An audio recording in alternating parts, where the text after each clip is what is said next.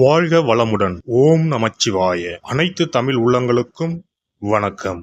12 ஆண்டுகளுக்கு பிறகு நடக்கும் குரு வக்ர பெயர்ச்சி. 119 நாட்கள் பின்னோக்கி சுழலும் குரு பகவான். நவ கிரகங்களில் முழு சுப கிரகமான குரு பகவான் 2024ஆம் ஆண்டு மே 1ஆம் தேதியிலிருந்து ரிஷபராசியில் சஞ்சரித்து வருகிறார். ஒவ்வொரு ஆண்டும் சில கிரகங்கள் வக்ரமடையும்.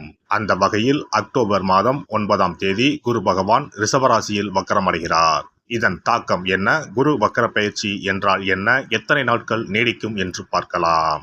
குரு பகவான் இந்த ஆண்டு அக்டோபர் மாதம் 9ஆம் தேதி புதன்கிழமை ரிஷபராசியில் வக்ரமாகி பின்னோக்கி செல்வார். பிப்ரவரி 4, 2025ஆம் ஆண்டு வரை இந்த நிலை நீடிக்கும். வக்ரம் என்பது நேராக செல்லக்கூடிய ஒரு கிரகம் பின்னோக்கி செல்வதை குறிக்கும். ரிஷபராசியில் சஞ்சரிக்கும் குரு பகவான் அடுத்து மிதுன ராசிக்கு செல்லாமல் பின்னோக்கி ரிஷபத்தில் ரோகிணி மற்றும் கிருத்திகை நட்சத்திரத்தில் சுழல்வது குரு வக்ர பயிற்சியை குறிக்கும். ஒவ்வொரு ராசிக்கும் குரு வக்ர பயிற்சி கணிசமான தாக்கங்களை, நல்ல பலன்களை அல்லது தடைகளை ஏற்படுத்தலாம். ஆனால் பொதுவாக குரு வக்ரம் அடைவது என்பது சுப காரிய தடை, விரிவாக்கம், வளர்ச்சி போன்றவற்றில் பாதிப்பு ஏற்படும். இந்த ஆண்டு குரு பெயர்ச்சி எந்த ராசிகளுக்கு நற்பலன்களை தந்ததோ, அதிர்ஷ்டமான பெயர்ச்சியாக இருந்ததோ அந்த ராசிகள் குரு வக்ரமாகும் 4 மாத காலத்தில் குறைவான அளவு நற்பலன்களை பெறுவார்கள். இந்த ஆண்டு குரு பெயர்ச்சி பலன்களில் எந்த ராசிகளில் குரு பகவான் எதிர்மறையான தாக்கம் ஏற்படுத்தினாரோ அந்த ராசிகளுக்கு வரும் 4 மாதம் அமோகமான பலன்கள் கிடைக்கும். அக்டோபர் 9 முதல் குரு வக்ர பயிற்சி தொடங்குகிறது.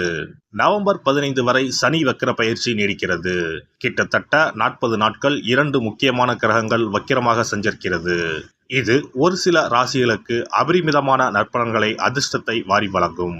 பொதுவாக குரு பகவான் இருக்கும் இடத்தை விட பார்க்கும் இடங்கள் சுப பலன்களை பெறும். குரு பகவான் ரிஷபராசியில் இருந்து 5ஆம் பார்வையாக கன்னி ராசியையும், 7ஆம் பார்வையாக விருச்சிக ராசியையும், 9ஆம் பார்வையாக மகர ராசியையும் பார்க்கிறார். வக்ரமடைந்த குரு பார்வையால் சில ராசிக்காரர்கள் ராஜாதி ராஜ யோகம் பெறப்போகின்றனர். இனி இந்த வக்ர பெயர்ச்சியால் உங்கள் ராசிக்கான சுப பலன் என்ன என்பதனையும், அசுப பலன் ஏற்படுமாயின் ராசிக்காரர்கள் செய்ய வேண்டிய பரிகாரம் என்ன, வழிபட வேண்டிய தெய்வம் யார் என்பதனை பற்றியும் விரிவாக காண்போம். உங்கள் வாழ்வில் வளமும் நலமும் செல்வ செழிப்பும் பெற்று வாழ்வில் உயரிய நிலையை அடைய எல்லாம் வல்ல எம்பெருமானை வேண்டி விரும்பி கேட்டுக்கொள்கிறேன். மிதுன ராசி அன்பர்களே, இந்த காலகட்டத்தில் உடல் ஆரோக்கியத்தில் கூடுதல் கவனம் எடுத்துக்கொள்ள வேண்டியிருக்கும்.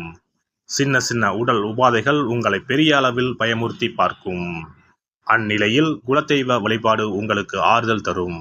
மற்றபடி செலவுகள் அதிகரித்து காணப்படும். கையிருப்பு கூட பெருமளவில் குறைய இடம் உண்டு. அதனால் முடிந்த வரையில் சிக்கனமாக இருந்து கொள்ளுங்கள். சிலருக்கு வீடு வாகனம் தொடர்பாக செலவுகள் ஏற்பட வாய்ப்புண்டு. சிலருக்கு வீடு வாகனம் தொடர்பாக புதிய கடன்கள் ஏற்படவும் வாய்ப்புண்டு. இந்த காலகட்டத்தில் கடன் வாங்கினால் அதனை அடைப்பது மிகவும் கடினம். மொத்தத்தில் பொருளாதாரம் சற்று ஏற்ற இறக்கமாகத்தான் இருக்கும். எனினும் நீங்கள் அதனை சமாளித்து விடுவீர்கள். உத்தியோகத்தை பொறுத்தவரையில் சின்ன சின்ன விஷயங்களில் கூட மேல் அதிகாரிகளை அதிகம் அனுசரித்து செல்ல வேண்டியிருக்கும். அலைச்சல் சற்று அதிகமாகத்தான் இருக்கும். சிலரை தேடி புதிய பொறுப்புகள் வரலாம். உத்தியோகத்தில் எதிர்பார்த்த சலுகைகள், பதவி உயர்வு கிடைக்க சற்று தாமதம் ஆகலாம். ஒருவேளை உத்தியோகத்தில் நல்ல திருப்பங்கள் வேண்டும் என்று நினைத்தால் மஞ்சள் வாசனை மலர் கொண்டு நெய் தீபம் ஏற்றி குலதெய்வத்தை குறிப்பாக வியாழக்கிழமைகளில் வழிபட்டு வாருங்கள். அதே போல தொழில் அல்லது வியாபாரத்தில் எண்ணற்ற தடைகளை தாண்டிதான் நீங்கள் முன்னேற வேண்டியிருக்கும். தொழில் வியாபாரத்தில் உள்ள போட்டி பொறாமைகளை தவிர்க்க முடியாது. வாடிக்கையாளர்களை திருப்திப்படுத்துவதற்குள் போதும் போதும் என்று ஆகிவிடும். எனினும் என்ன டென்ஷன் இருந்தாலும் கூட வாடிக்கையாளர்களிடம் கோபத்தை காட்ட வேண்டாம். சிலர் புதிய சலுகைகளை அறிவித்து வாடிக்கையாளர்களை தக்க வைத்துக் கொள்ள நேரிடும். இதனால் லாபங்கள் குறைய வாய்ப்புண்டு. தொழில் வியாபாரத்தில் பெரிய முதலீடுகளை நன்கு யோசித்து செய்யவும். கொடுக்கல் வாங்கல் போன்ற விஷயங்களில் கூட கூடுதல் கவனத்துடன் இருந்து கொள்வது நல்லது. அரசியல்வாதிகள் தங்கள் கையிருப்பை கொடுத்து கட்சிக்காக உழைக்க வேண்டியிருக்கும்.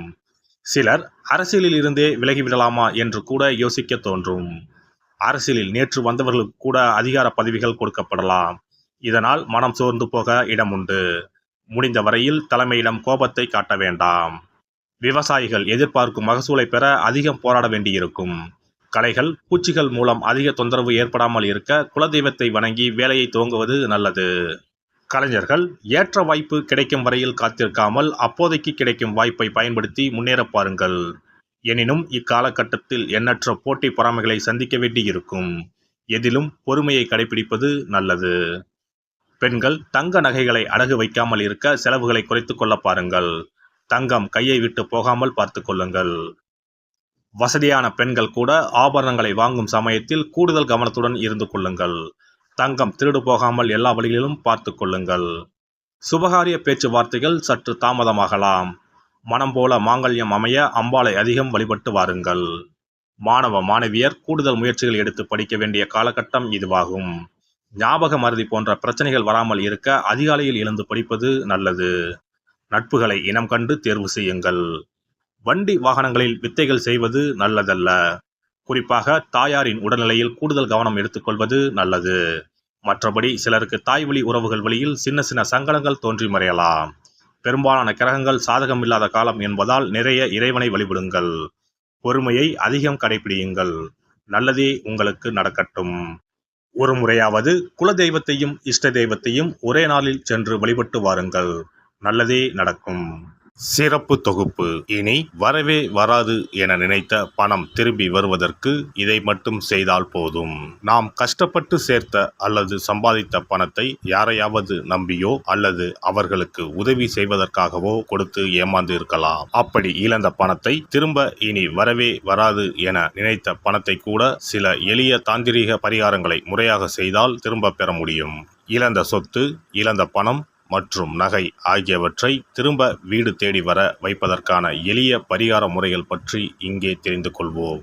இந்த 2 முறைகளில் எந்த முறை நமக்கு எளிமையானதோ அதை செய்து பயன்பெறலாம். வாங்கிய பணத்தை திருப்பி கொடுக்க முடியாமல் கடன் தொல்லையால் அவதிப்படுபவரை போல் பணத்தை கொடுத்துவிட்டு அதை திரும்பி வாங்க முடியாமல் தவிப்பவர்கள் அதிகம் இருக்கத்தான் செய்கிறார்கள். யாராவது அவசரம் என பண உதவி கேட்கும்போது நட்பின் அடிப்படையிலோ அல்லது இருக்கப்பட்ட சிலர் பணம் கொடுத்திருப்பார்கள். ஆனால் பணம் வாங்கிய நபரோ அந்த பணத்தை திருப்பி தராமல் இழுத்தடிக்கலாம். பணம் தர வேண்டிய நபருக்கு சூழ்நிலை காரணமாக பணம் வராமல் உங்களுக்கு திருப்பி தர முடியாமல் இருக்கலாம். அல்லது அந்த நபர் பணத்தை திருப்பி தரும் எண்ணமே இல்லாமல் இருக்கலாம். நீங்களும் பல முறை பணத்தை கேட்டு சலித்துவிட்டு இனி அந்த பணம் நமக்கு வரவே வராது என நினைத்து பணத்தை திருப்பி வாங்குவதற்கான முயற்சியை கூட கைவிட்டிருக்கலாம். இப்படி கொடுத்த பணம் திரும்பி வரவே வராது என நினைத்த பணத்தை உங்களிடம் பணம் வாங்கிய நபரே மனம் மாறி அவராக வந்து உங்களிடம் திருப்பி தருவதற்கு சில எளிய முறைகளை வீட்டிலேயே செய்தால் போதும். பரிகாரம் 1. கற்பூரம் ஒன்றை ஏற்றி அது எரியும் சுடரின் மீது இரும்பு கலந்த ஏதாவது ஒரு தட்டினை காட்ட வேண்டும். இப்படி காட்டும் போது அந்த தட்டில் கரி படலம் ஒன்று உருவாகும். இந்த கரியை உங்களின் வலதுபுற நடுவிரலில் எடுத்து ஒரு தெளிவான வெள்ளை காகிதத்தில் உங்களுக்கு பணம் கொடுக்க வேண்டிய நபரின் பெயரை எழுதி கொள்ளுங்கள். பிறகு அந்த பேப்பரை சிறியதாக மடித்து உள்ளங்கையில் வைத்துக்கொண்டு உங்களுக்கு பணம் கொடுக்க வேண்டிய அந்த நபரின் முகத்தை மனதில் நினைத்து கொண்டு அவர் உங்களுக்கு பணம் கொடுத்து விட்டதாகவும் உங்களுக்கு வரவேண்டிய பணம் அனைத்தும் வந்துவிட்டதாகவும் நினைத்து கொள்ளுங்கள். அந்த நபரின் பெயர் எழுதிய காகிதத்தை வீட்டின் பூஜை அறையில் வைத்து விடுங்கள். பிறகு அதை ஆற்றில் போட்டு விடலாம். பரிகாரம் 2. ஒரு சிறிய கிண்ணத்தில் மஞ்சளை தண்ணீர் கரைத்து எடுத்துக்கொள்ளுங்கள். ஒரு குச்சியால் அந்த மஞ்சளை தொட்டு வெள்ளை காகிதத்தில் பணம் தர வேண்டிய நபரின் பெயரை எழுதி கொள்ளுங்கள். ஓம் ஸ்ரீ கார்த்த வீர்யாஜுனாய நமக என்ற மந்திரத்தை 27 முறை சொல்லி பணம் கொடுக்க வேண்டிய நபர் உங்களுக்கு தர வேண்டிய பணம் அனைத்தையும் கொடுத்து விட்டதாக நினைத்து வேண்டிக் கொண்டு அந்த காகிதத்தை சுற்றி வெள்ளை நூலால் கட்டிவிட வேண்டும். பிறகு அந்த காகிதத்தை ஆற்றிலோ கடலிலோ போட்டுவிட வேண்டும். இந்த 2 முறைகளில் யாருக்கு எது வசதியோ அந்த முறையில் பரிகாரத்தை செய்யலாம். ஏதாவது ஒரு முறையை பின்பற்றினால் போதும். 2 முறைகளிலும் செய்ய வேண்டியது கிடையாது. இந்த பரிகாரத்தை தெற்கு நோக்கி அமர்ந்து செய்ய வேண்டும். இந்த பரிகாரத்தை நம்பிக்கையுடன் தொடர்ந்து செய்து வந்தால் கண்டிப்பாக வராது என நினைத்த பணம் விரைவில் உங்களின் வீடு தேடி வரும். எல்லாம் வல்ல இறையருளால் நீங்களும் உங்கள் அன்பு குடும்பமும் உடல் நலம், நீலாயுள், நிறை செல்வம், உயர் புகழ், மெய்ஞானம் ஓங்கி வாழ்க வளமுடன். இந்த வீடியோ பதிவு உங்களுக்கு பிடித்திருந்தால் லைக் பண்ணுங்க, கமெண்ட் பண்ணுங்க, ஷேர் பண்ணுங்க, மறக்காம சப்ஸ்கிரைப் பண்ணுங்க, பக்கத்துல இருக்கிற பெல் பட்டனை கிளிக் பண்ணுங்க. நன்றி, வணக்கம். ஓம் நமச்சிவாய. சிவாய நம.